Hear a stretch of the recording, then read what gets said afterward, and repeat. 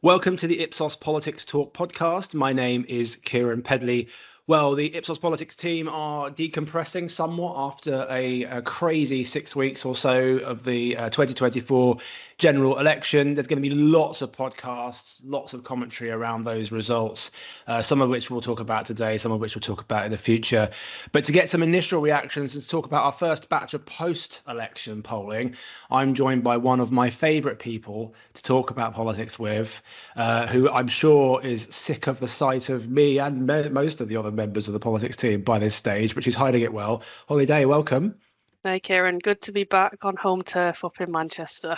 How are you? How are you getting more sleep? You managed to sort of decompress a little bit yourself?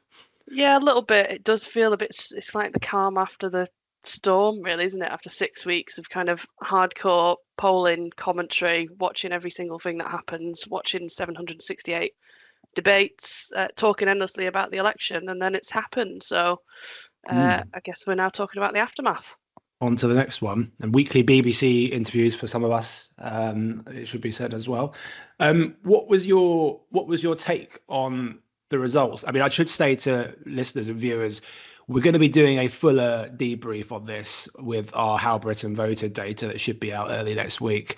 But we can't really do a podcast on politics at the moment without acknowledging the election results. So, what was your top lines? Yes, given we call politics talk, we should talk politics, right? Clues in the name. Yeah, I mean, Labour with a historic majority. All indications had pointed in that direction in our polling and all of our conversations in the run up to the election.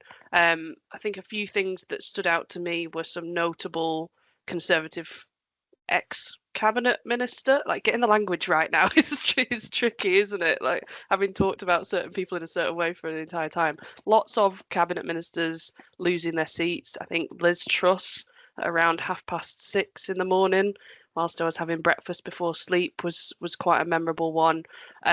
Also, I think the rise of the smaller parties. I think we had talked a lot following the local elections earlier this year and in the run-up to the election that there was potential, particularly given tactical voting, the percentage of people that were telling us they were still undecided or might change their mind, that the Liberal Democrats stood to benefit from a lot of that, and it looks like they did in the number of seats that they won on the vote share that they had. And I think Reform also having a presence in Parliament. We'll have to see how that plays out in the coming months and years with policy. And the SNP as well in Scotland, the sheer number of seats and the losses that they experienced in Scotland means that Scotland has an entirely different political makeup now. So there were stories kind of across the length and breadth of the UK. Final thing I think that stood out as well were the interesting things that were happening in some of the Labour seats to do with the independent candidates, the likes of Wes Streeting, now Health Secretary, clinging on with not a massive majority. He was looking more relaxed than I thought he would when he first appeared on television after the exit poll, given what then subsequently happened a couple of hours later. So, yeah, lots to unpick, but I think overarching story is massive majority. We'll now have to see how the government deal with that in Parliament. Yeah, I mean, just briefly on Wes Streeting, that was one of the most surprising results for me. Not because of the concept of Ilford, having some of those dynamics, but it really was an under-discussed. I think we talked about it, didn't we? Separately, it was an under-discussed point during the campaign. So I almost conditioned myself to think, there must be something I'm missing as to why that seat actually will be comfortably held, and it certainly wasn't. I mean, that would have been a bombshell if that had been lost. I think I have two primary takes on this election. I think the first is that fundamentally this election is about a rejection of the Conservative Party. They got 24% of the vote nationally. And the manner in which they lost those votes, they lost the vote share that they did, roughly 20 points or so drop from 2019. Lots of votes to Reform UK, as we were talking about in the run-up to the election, over immigration. Clearly, Nigel Farage's decision to enter the campaign was probably one of the most decisive aspects, if not of Labour winning, but the scale of Labour win, because a lot of these high-profile cabinet ministers we saw lose their seats, the Penny Mordaunt's, the Liz Trusses and others, the Reform vote share was ginormous in comparison to their defeat, the margin of their defeat. And so whilst you could never assume the Tories could just win back every single reform vote, clearly that was a factor in those seats being lost. And then on the flip side, if you want to call it the more progressive side of politics, clearly there was an active effort to in tactical voting to do whatever it was that was necessary to get rid of the Conservatives. And our numbers showed 17% of people saying that they were voting tactically. That's the highest number since 1992. Around a third of Lib Dems said they were voting tactically. I think 1 in 4 Labour voters. So you had this pincer movement of like losing your, if you want to call it, your Conservative base to reform, whilst also just this kind of broad tactical effort to get the Tories out, and that all manifested itself in 24% vote share. So this has to be seen as an election that there was an unambiguous rejection of the Conservative Party. I think the second point I would make on the election initially is, there's a lot of discussion about Labour's vote share. Barely went up. I think if you take Scotland out, pretty much didn't go up from 2019. And that is interesting, particularly in the context of a lower turnout. Turnout was sub 60%. But in many ways, the big picture isn't really about whether or not what vote share Starmer and Labour got. It's about the fact that we're in a new political environment now where you've got 4 political parties that all registered double digits or more vote share nationally. And so how that all shakes out in the long term is going to be very, very interesting because it could go in several different directions. So it very much feels like we're in a new political environment, not just because obviously Labour have won an incredibly large landslide, but just because of the dynamics underpinning some of that with the Conservative vote share, Reform, Lib Dems, and even the Greens, standing everywhere, getting the most votes they've got before. So it does feel like a new environment. How do people feel about it, Holly? I mean, ultimately, we've got some sort of post-campaign tracker. We were running a tracker every week, and we were asking about attitudes to different party leaders and some of the issues and what they think happens next. But one of the questions we also asked was how people felt, wasn't it? We do, and the top kind of 2 words that came out about how people feel hopeful came out as the top word. Just over a third of people telling us they feel hopeful about the election result. A quarter telling us they feel relieved. Whether you take that as positive or negative, I guess it depends who they voted for, right? But we do also have 1 in 5 telling us they feel either frustrated or afraid. So there's going to be an interesting dynamic for Starmer and his government moving forwards, for those who say they're hopeful and relieved as to whether he can deliver what they're expecting him to deliver. For those who feel frustrated or afraid, I guess there may be particular policies or particular intentions of the Labour Party that people aren't necessarily that sure on. I know throughout the campaign with our people behind the polls kind of ethnographic research, we did see some of those reactions play out following election night, where Conservative voters in particular were not happy with the result, given the scale of it, as we've discussed then, and a bit kind of fearful, they were telling us, about not knowing what to expect a Labour government to do in this Parliament, because they hadn't heard enough on policy detail, for example, or they're a bit wary of the intentions of the Labour government. But I think, given we've just discussed kind of the tactical voting element, we had other members of the public, other voters who had voted for some of those smaller parties and were actually feeling like a change after 14 years. It seems like Starmer's campaign message of change had landed with a lot of them. And now the onus is kind of on him and his government to deliver for not just those who voted for the Labour Party, right, but like everyone across the country. And given we know that they only won, was it 34% of the vote, you don't just govern for the people that vote for you. You have to govern for the country. So it'd be interesting to see how those metrics shift once the government starts to get into a program of delivery, which we'll start to hear about. I think, is it next week with the King's speech and what the plan for policy delivery is going to be. Now he's filled those kind of cabinet positions, which they got to work with straight away. Before we get into some of the what's next or whatever, like from your people behind the polls stuff, do you get the impression that people were surprised at the result? Because we talk a lot, don't we, on this podcast and elsewhere about how we're all card carrying politicos, sue us, but like we're all sort of ingrained in it all. We're even a bit taken aback by the scale of the landslide, even though we've been watching the data every day pointing in that direction. It's still sort of striking to see it. Do you get the impression that like some of the people you were speaking to were surprised by the outcome? I think throughout the life of the campaign, so we followed these people for kind of 6 weeks, followed their every move. It sounds a bit weird when you say it like that, followed their every move. They were like happily and openly sharing their thoughts and feelings with us as announcements and things were happening throughout the campaign. There was a sense of inevitability, I think, amongst all of them from across the political spectrum. There was a definite expectation as the campaign went on and as they didn't see the Conservatives turning things around as they needed to, that a Labour government was going to happen. I think the thing that a lot of them were surprised about was the scale of the victory, as you said. A number of them telling us they just couldn't believe the number of seats that they'd won, and also some surprise about the kind of the scale of the number of seats won by smaller parties as well. So some people quite pleased, for example, that the Liberal Democrats had made ground in particular places where they lived because they liked those policies.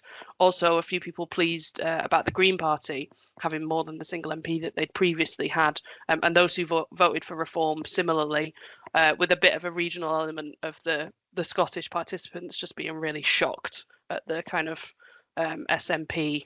It wasn't a wipeout; they retained 9 seats, but the scale of defeat across Scotland, and I think all of those things contributed to them just.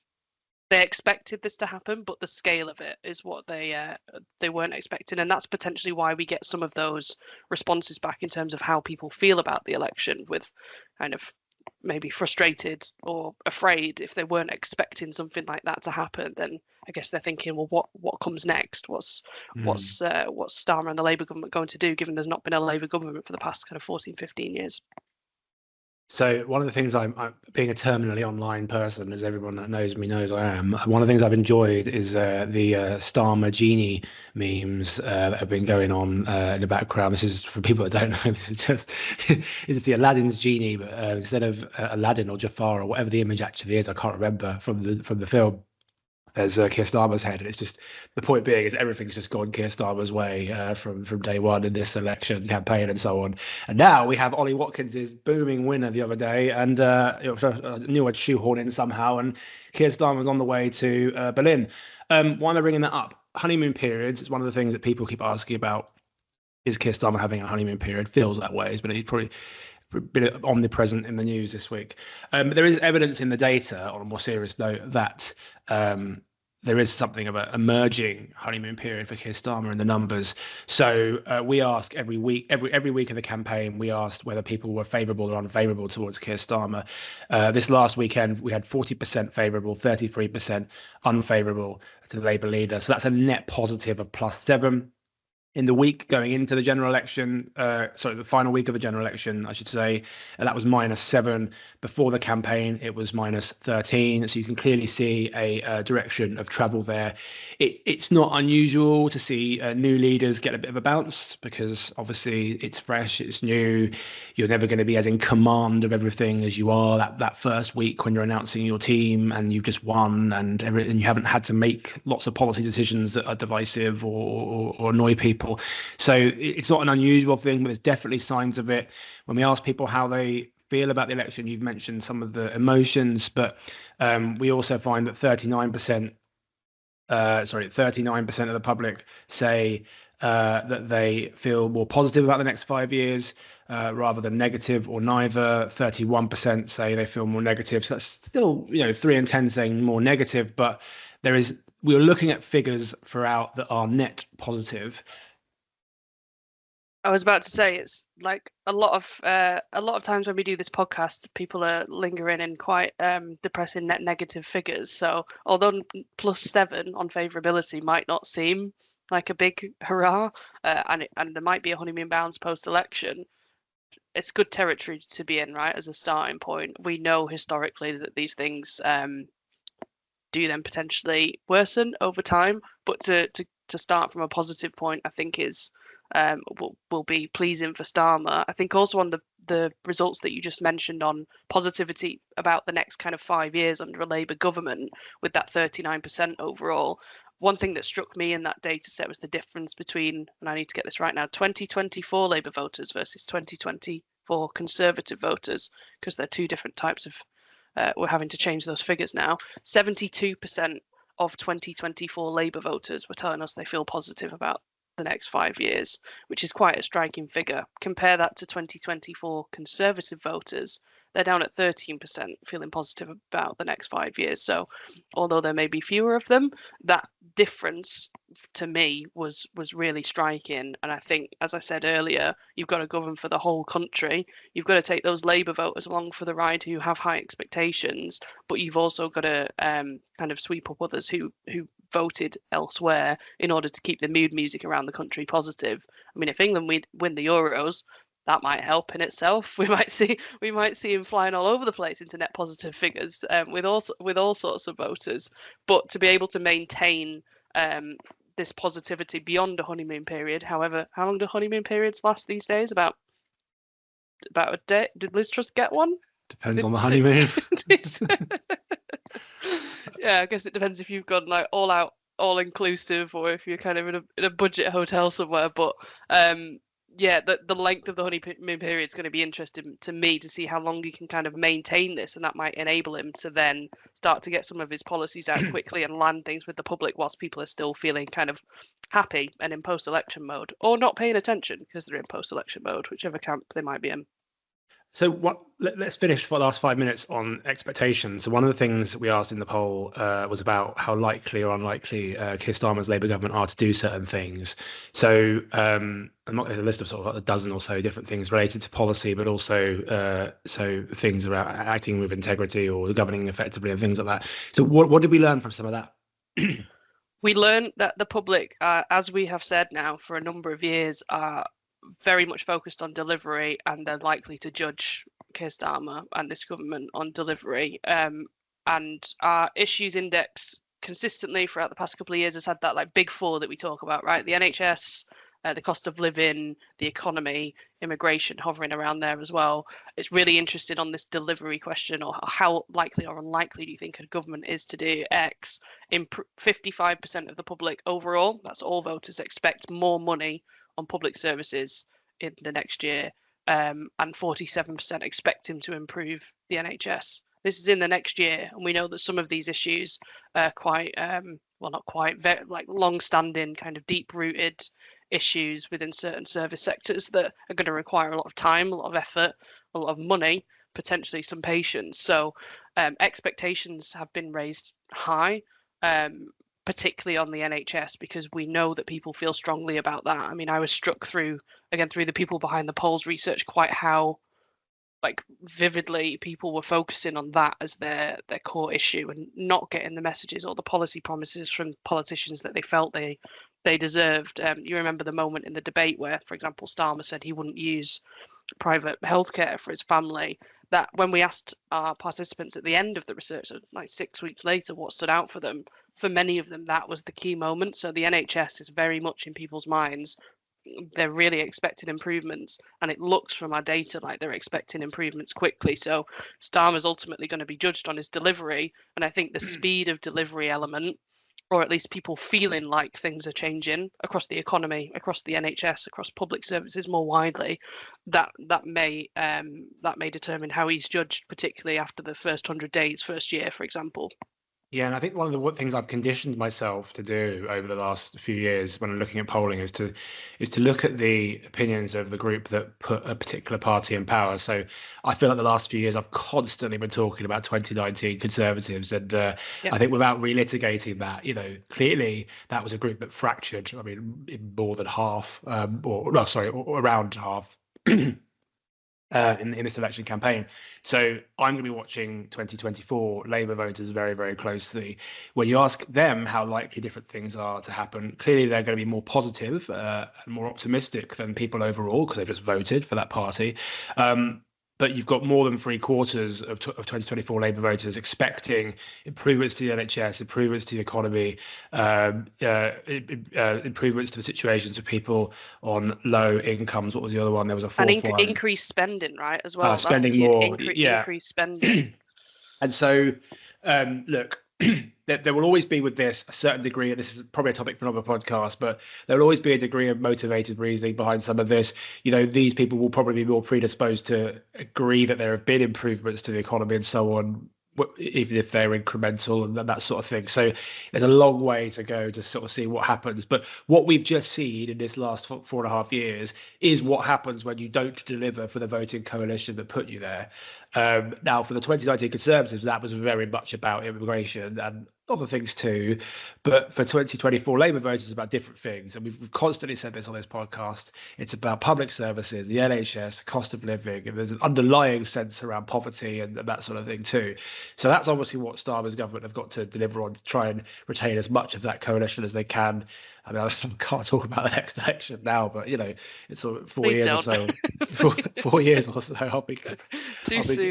I'll be greyer then, even more so, right? But and so, but obviously, that sounds a bit negative, but what the Labour Party and Labour government have got going for them is an enormous majority in the House of Commons. So, and I do think this is something much more difficult to poll because it's a little bit of a counterfactual. It's a little bit of a judgment call rather than something you can prove in the data. But I have a hunch that if Labour can provide 2-3 years of relative political stability, not chopping and changing leaders every 5 minutes, and trying to minimise any sort of massive scandals and things like that, then I think there will be a reward for that too. Because I was saying on election night, various media places, there are basically two types of political campaign. There's change, which we've just seen, and then there's stay the course. And Labour will want to run a stay the course election next time, and I think the best way to do that is to provide some sort of sense of stability, but obviously a sense of delivery too. But let's leave it there for today. Thanks as ever, Holly Day, for joining me on this podcast. There'll be more in the next weeks or so as we look in more detail about how Britain voted in 2024. I know there's a podcast looking specifically at your work on the people behind the polls as well. Really interesting stuff, so please do check that out. But for now, again, thanks as ever to Holly. Thank you all for listening and watching, and we'll speak to you again soon.